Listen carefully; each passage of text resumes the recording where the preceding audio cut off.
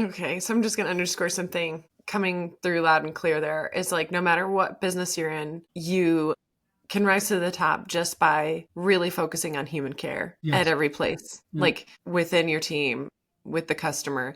And you're right.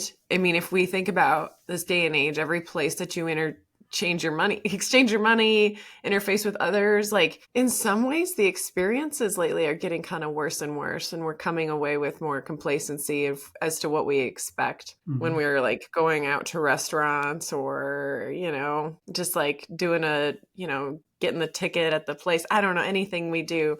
So I feel like you're right, especially now, the way we could really stand out and continue to have success in any avenue of business is really maximizing the human experience, that human part. Yeah, 100%. That's a great underscore because, to your point, I see all the time in the restaurant industry too how the movement towards, well, let's use AI for all these different technologies, for answering the phone, for the POS system. And for sure, there's efficiencies in technology, 100%. That doesn't mean, and actually to me becomes even more important, the human connection part, right? Going to restaurants and just having it feel like a transaction is not, I mean, we're social animals, right? So going to a restaurant to have an experience to rest and be restored, right, and get revitalized Mhm. is a really important component of that time and money that a family or friends and neighbors spend in a restaurant. So Yeah. I think that's an important, and I think it's important even also as I similar to from construction to restaurants, right, and growing that out, and then out of growing the restaurants comes the Trust and Track Institute, and Mhm. that organically just grew out of the training and the things, the leadership model that I was doing.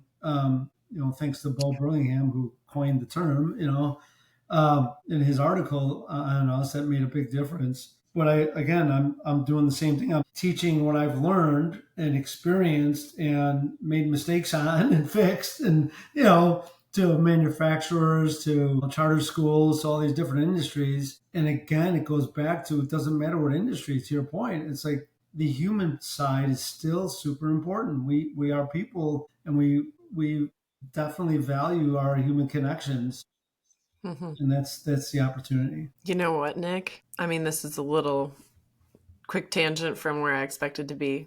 Yeah. But what you're focusing on is only going to become more deeply valuable moving into the next decade. Because as like all of the things that, AI is going to cover, all of the things that are more rote, mechanical, and repetitive. And so that human element where value is created through experience is going to be the place where we have to move, Right, right, right. Yeah, it's And kind that's of where like we counterintuitive. Yeah, need to be human still. yeah, And there's going to be more attention and value there. yeah, So I feel like what you're doing is going to be like well paired with the moment? yeah, yeah. I don't see human beings stop being social at any point soon. We're still No. we're still social And animals. we see that. I mean, we had our chance to stop being social if we wanted to. The pandemic happened, but look at what we all came back out. Oh, in an exponential way. Yes, exactly. Like we were thrilled to come back and, get out of the virtual world and stop buying virtual land in Italy or whatever funny things occurred. So, dialing back into, we had a conversation before this podcast and I asked you about what was most inspiring to you about the work. Something that landed that echoes what you've already shared, but to underscore this point specifically is that you were sharing like caring for the younger generation of workers and restaurant workers. They care about meaning at work too. Obviously, every human being wants meaning at work and that any job can be meaningful. Like you're working at a pizza place, like there's experiences where that job can be not meaningful and rote and Hmm. even challenging. Well, it's not that it isn't challenging, but you made it meaningful. You Right. created the responsibility, the opportunity to lean into leadership, to embody values and to deliver meaning. And Right. so that's possible in any place. You want to speak to that because that really struck me that you were dialed into like the high school kids. Yeah. Well,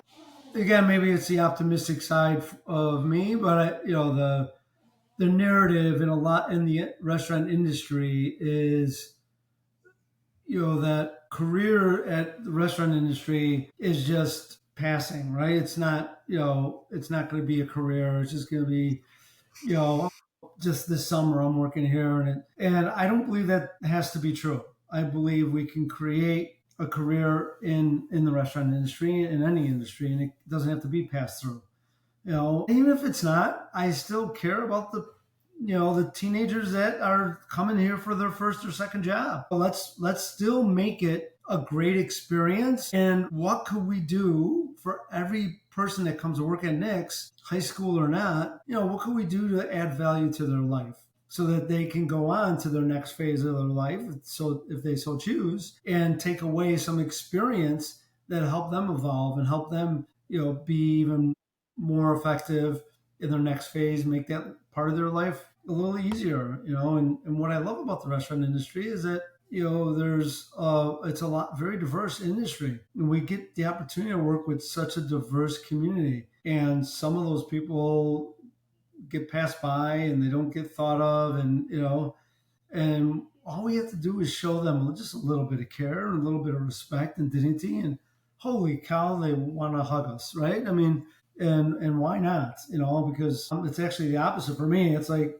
thank you for putting in your Being here. time, yeah, being Yeah. here, and the things they've had to go through to be here. So it just goes hand in hand, and it's possible in any industry.